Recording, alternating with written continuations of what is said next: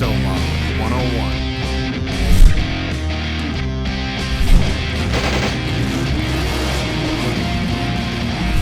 Hey, welcome back to RESTOMOD 101. We're at JGM Motorsports Engineering, and I'm here with Ryan, one of the lead guys over here. So JGM stands for Jim Grubbs. Who's Jim Grubbs? Jim Grubbs is a gentleman who in the early 80s was building his own engines, but just couldn't necessarily find a machine shop that could meet his demand of accuracy. Screw it, I'm doing it myself. I'm just going to start doing it myself, and he basically made a name for himself doing nothing but high quality machining. So we've been around since 1983. Man, you were really young when you started here. Oh, yeah, I guess so. Ridiculous. No. All right, so now comes a true question. Yes, sir. Ford or Chevy? Ford guy. All day. There we go, because we're building a Mach 1. My son is actually named Ford, believe it or not. I love that. First thing you want to do when rebuilding an engine is the machine work. There's really 4 machines that do most of the machine work in the engine building process. The line honing machine is to get all the journals in your mains trued up and round. The boring bar is to get about 95% of the material removed quickly from the cylinder walls, and then the final 5% is removed very accurately with the cylinder hone. We just get a couple practice strokes here to make sure everything's clear. Not only does the hone remove the amount of material very accurately, but it also puts the very important crosshatch marks on the cylinder walls to make sure that the oil has something to cling onto. All right, after you're done honing all your cylinder walls, take the entire block and put it into a parts washer. Flip it on, lock it up, and let it do its thing. Then you're gonna rinse it off and dry it off. Now you're gonna take your engine stand mount and attach it to the block, get a buddy to help you, and set it on the stand. All right, let's go mock up an engine.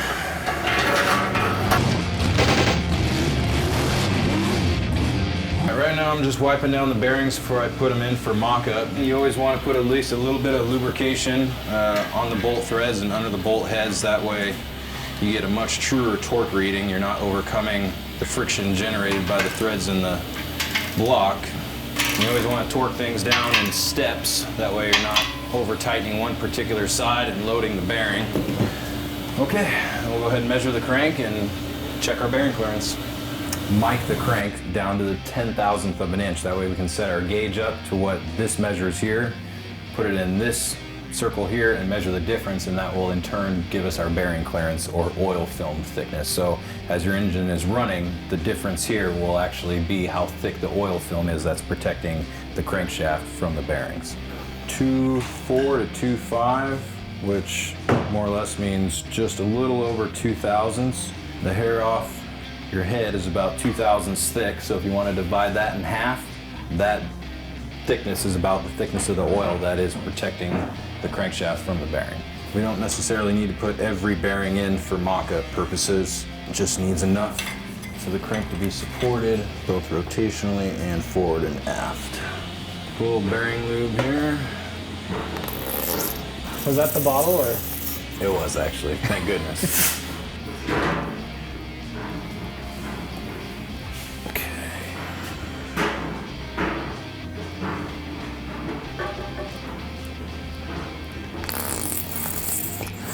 Again, the bottle, right? It was a rough lunch, I tell you. After initial break-in, then you can rely on just regular motor oil to do its job, but as far as initial startup, break-in procedure, you're going to want to run an engine assembly lube. Okay, we have a crank that turns absolutely beautiful.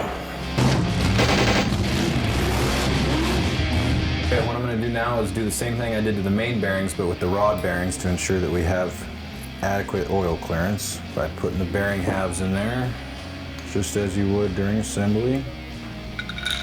You want to go ahead and torque this up to its correct value. We got the gauge set up to the size of the rod journal on the crankshaft. Now we're going to check our bearing clearance, which, just like the mains, we are right where we should be at about 2 thousandths even.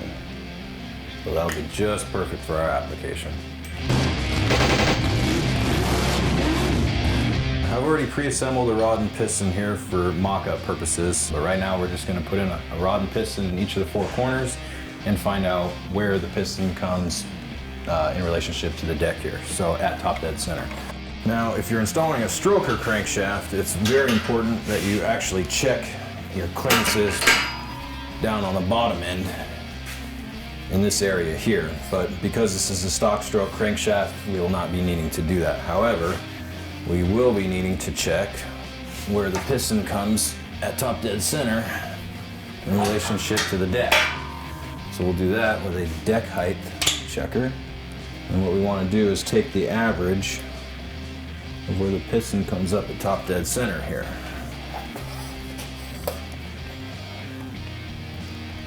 So this is actually very close to top dead center already. It's 2/1000ths, 3/1000ths away there on that side. And about 0 on that side. So the piston is down 1.5 thousandths from the deck, which really negates having to surface it or anything like that. The proper mock-up job will always consist of at least doing a rod and piston in each of the 4 corners. So we did the first one. We'll put one in this corner here to determine whether or not the deck is straight. Okay, it looks like this piston is about 2/1000ths higher out of the hole than this one. Although this piston is slightly higher out of the deck, it will be okay. So we'll just go ahead and move on to the other side, check those ones, and hopefully they'll be right around in the same spot. In the industry, we call these rod condoms. You gotta practice safe engine building. Yes.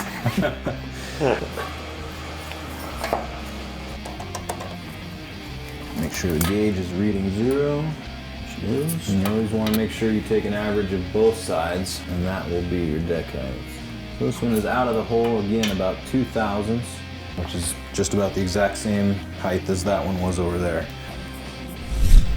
Okay, we'll go ahead and check our final side here. One last time, we'll make sure the gauge reads 0. In fact, it still does. And we'll take our averages. How do you know when the piston's at top dead center? Well, basically it can only go so high. So as soon as you see the needle start to climb and then dwell at a certain spot on the gauge here and then fall back down, you know that the piston's gone to its max travel. This particular side is actually out a slight bit more than the rest. This one is out 3/1000ths. So we're about down 1, plus 1, plus 1, and out 3. That machining been done here at JGM. It would most likely read 0 or within 1/1000th all the way around. But again, this isn't so far out that it's going to require needing any kind of machining or anything like that. So we'll go ahead and disassemble what we've mocked up and basically get it ready for final assembly. We're going to start off with installing the freeze plugs or core plugs, as you might call them. Really the purpose of them in the first place is to get the sand out of the casting when the block is being made, but primarily they're for when the engine gets in any kind of freezing conditions that the freeze plugs pop instead of actually expand the block and crack it. Sounds good. If you wouldn't mind stepping aside, I can actually get some work done around here. Huh. It's like that. We're going to install our core plugs first. So we'll just go ahead and pound these in with a little sealer.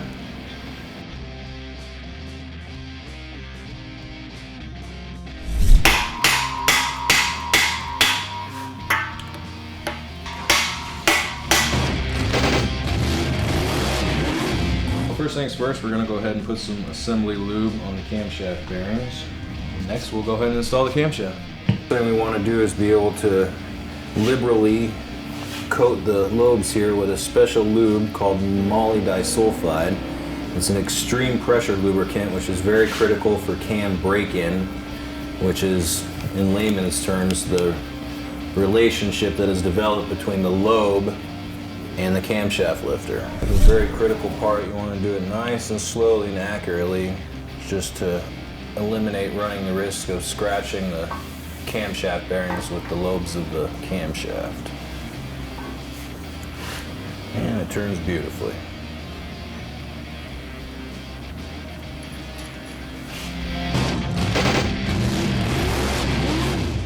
Next thing we're going to do is just to confirm our main bearing clearance, which is going to be how thick the actual film of oil is that's going to be between the crankshaft and the bearings.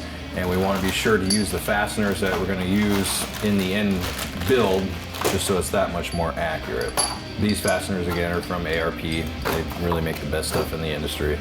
Here we're installing the ARP main studs. You really don't want to apply any torque to the stud when you're putting them in without the nut or the washer. You just want to put the stud in just snug. Figure out exactly what the main bearing clearance is, or how thick the film of oil will be that's going to protect your bearings from your crankshaft. In a street application, you can get by with a little bit of a thinner film of oil, but in a high performance application, you're going to want to loosen things up a little bit to allow more oil for more power per se. This is used to lubricate the threads to give you a very accurate torque reading. Obviously, if the threads are dry, it's going to require more torque. JGM has actually been dealing with ARP since they started out in a residential garage in the San Fernando Valley. Slugging them down, then we'll go ahead and apply full torque to them. ARP recommends that they get torqued to 110 foot-pounds. Why do you go back and forth as opposed to just tightening one all the way down? Well, you don't necessarily want to load one side of the cap fully and not the other. You want to, like, if you're trying to make a perfect circle with two halves, you don't want to, load one side and then load the other. You want to basically load them together so they stay two perfect half circles and then come together as a full circle. You want to torque them all the way, untorque them, and torque them again, is because you actually are burnishing the surfaces between the washer, the cap, and the washer and the nut, and that will actually throw off your torque reading. So after the first time you torque them, it burnishes them, and then you can untorque them and count on your next torque being that much more accurate. After that, your third torque, your fourth torque, your 10th torque, it's all going to be relatively the same as your second. We got our dial bore gauge set up now to the size of the crankshaft. This is basically a comparator, so what we're going to do is figure out the exact difference between this circle and the size of the mains on the crankshaft, and that will in turn give us how thick our oil film will be. Currently we're looking just about perfect, right at about 2.5 thousandths, which is about the thickness of a human hair. If you divide that in two, obviously being that we're dealing with a circle here, you have about half of a human hair's thickness film of oil surrounding the entire crankshaft. For a racing application, how thick would you want it? Probably around the 2.5 to 3 area, no more than 3. That's relative to the size of the crankshaft. The smaller the journal, you don't need as much oil clearance. And we're looking gorgeous.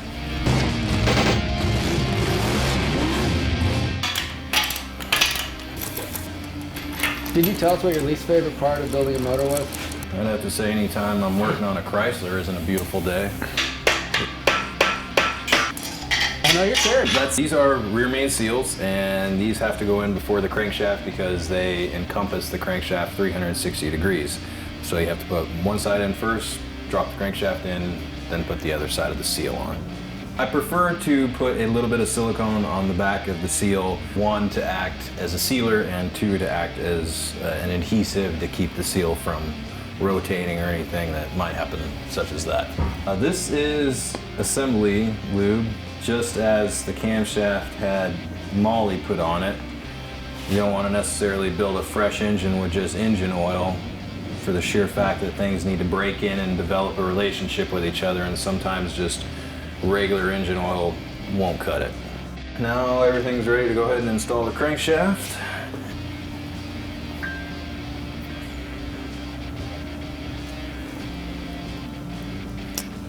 Very good.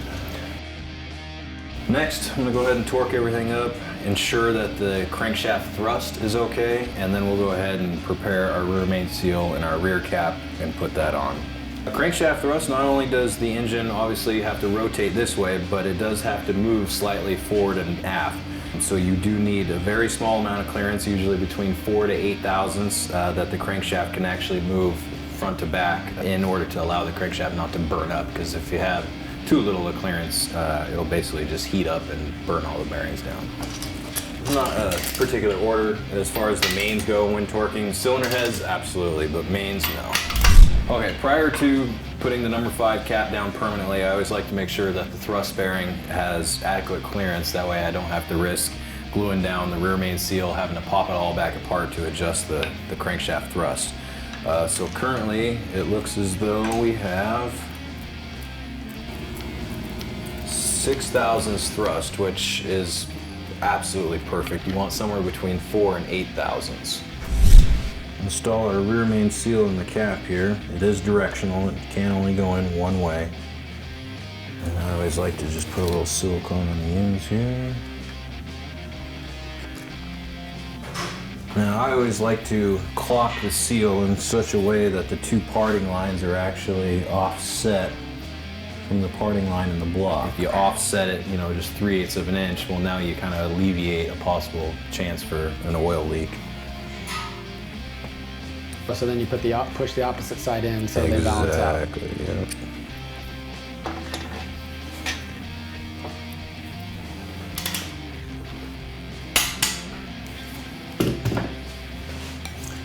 And there we have a completed crankshaft installation. Now that the crankshaft's installed, we can go ahead and figure out exactly what our ring gaps are going to be, which is critical depending on the application. As with these rings here, they start out with about a 14/1000 gap, when in actuality we want to increase these to about 22 to 24. So we're going to go ahead and adjust that by putting them on the ring grinder, removing, you know, X amount of thousandths, and then checking it again to ensure that we're right at that 24 thousandths mark. This is an electric ring grinder which will accurately and smoothly remove the material from the butts of the ring. I like to do it gradually, that way you can stay more accurate. This is just a ring squaring tool which ensures that the ring is absolutely square and parallel to the deck. That way when you are measuring it, you know that the ring's not crooked in the bore.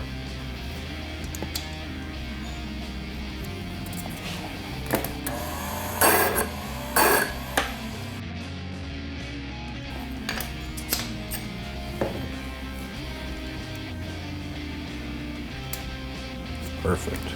And we'll continue to do that with the other 8 rings or 7 rings. Once we get that done, we'll be able to put them on the piston.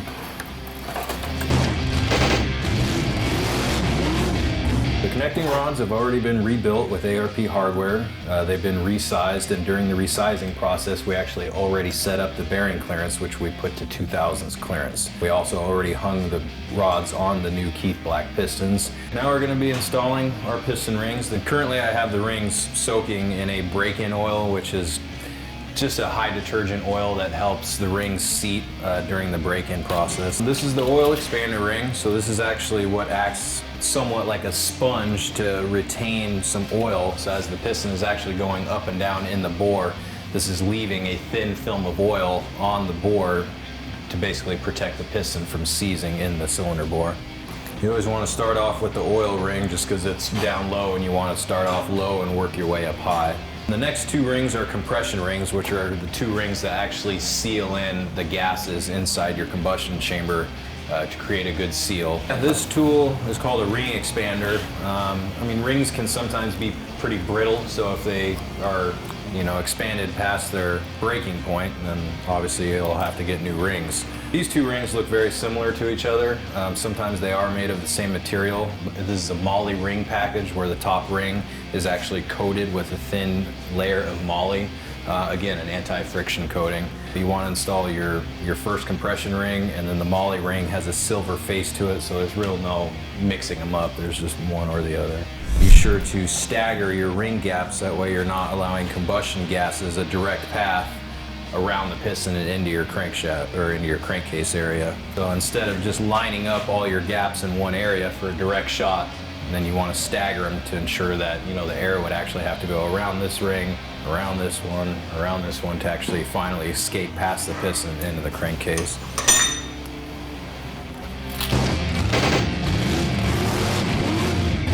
With the rings being installed on the pistons, we are ready to go ahead and put the pistons inside the cylinder bores. First thing we need to do before we do that is go ahead and lube up the bearings, which have already been done here on the cap side. Now we can go ahead and do it here on the rod side. As far as the amount of lube goes, you can put too little on there, too much, you know, maybe not, but you know, just a liberal coating on the bearings and on the sides should do you just fine.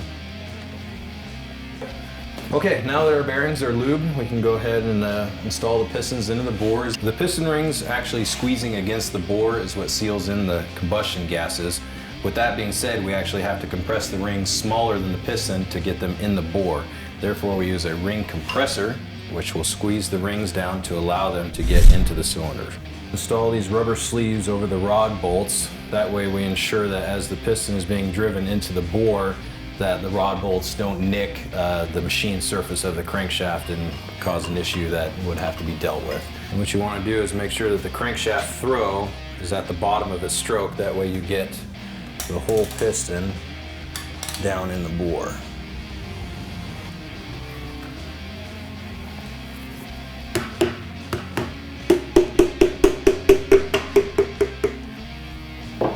Then you can go ahead and safely and carefully bring your piston and rod down till it comes in contact with the crank.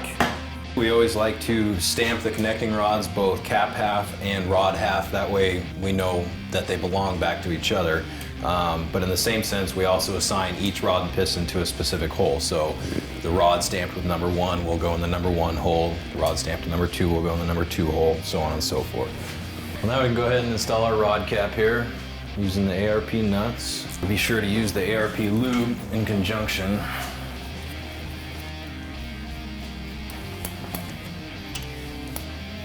And there we have one rod and piston fully installed. And again, we always want to bring the crankshaft throw down to the very bottom. That way we can get the full length of the piston installed in the bore.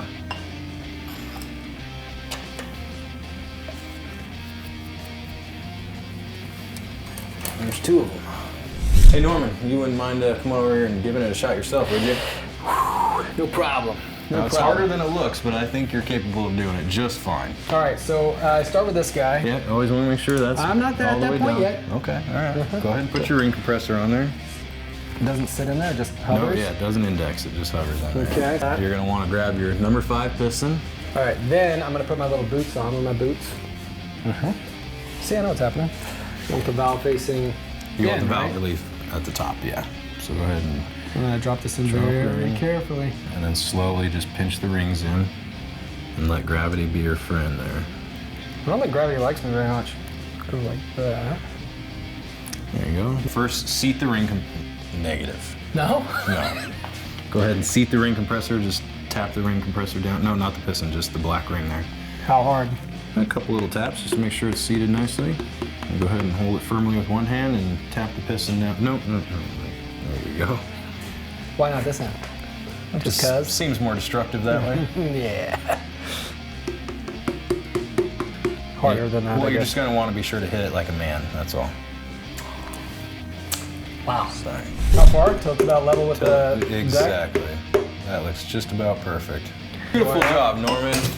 Wonderfully installed piston. How's that feel? I could take your job. Nah, I doubt it. Okay, now that all 8 rods and pistons are installed, we can go ahead and torque up the connecting rods. This time around, I'm torquing them to 35, and then the final torque, I will torque them to 50. Okay, now connecting rods are torqued. Just for future reference, in case I come back to this engine 2 weeks from now, I know for a fact that everything's torqued up and it's not did I or didn't I. Okay, now we can go ahead and check our connecting rod side clearance. You're usually going to want somewhere between 8 and 24 thousandths, but again, it's very application specific, so we'll find out exactly what we have here. Okay, it looks like our connecting rod side clearance is anywhere between 19 and 20 thousandths, which is right in line where it should be. We can go ahead and measure piston to deck height, which is the relationship to where the piston is at absolute top dead center to the deck. So go ahead and bring the piston up to near top dead center. Put a dial indicator on there.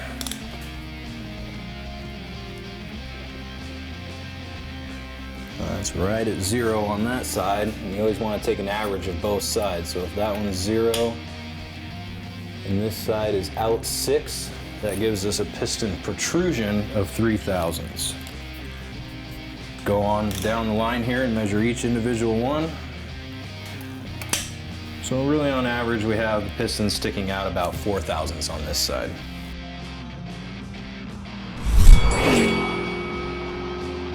Irregularities in deck height that you don't want with gasket thickness. So If you find that your piston is sticking out 10 thousandths, well, then you can actually get a gasket that is 10 thousandths thicker. So it kind of brings all the math back to where it should be. As far as performance builds go, we usually like to put them somewhere plus or minus 5 thousandths of zero. But when the engines are fresh and new and haven't been decked before, typically you'll find pistons ranging anywhere from 15 to 35 in the hole. So when it comes down to machining this area here, on an average, typically you're probably removing 25 thousandths. They're all just perfect, absolutely perfect. Now our next step is to go ahead and install the camshaft thrust plate, which will ensure that the camshaft doesn't move too far forward or backwards. 10 or 15 pounds is just fine on a little fastener like this. The brown substance we are putting on the threads of these front oil galley plugs is an aviation sealer that I like to use to make sure that there is no leaks. These definitely need to be installed or there will be absolutely zero oil pressure when the engine is started. Okay, gentlemen, that's a wrap. All right, that wraps up part one of our 3-part build with JGM on this 351 Cleveland. Again, to recap, part one, what we did was called assembly of the short block. That's where you're basically doing everything on the bottom half of the motor. Crankshaft, camshaft, measuring all the lobes and journals and all that stuff and making sure the pistons are gonna fit right and make sure the deck is all even and straight as we just saw. Now, keep a lookout for part 2 and 3. In part 2, we're gonna do what's called the long block build. That's everything in the top half of the motor. And in part 3, we're gonna put this thing on a dyno. We're gonna mix and match some parts up and see how much horsepower and torque we can get out of this 351 Cleveland. You're watching RESTOMOD 101. RESTOMOD.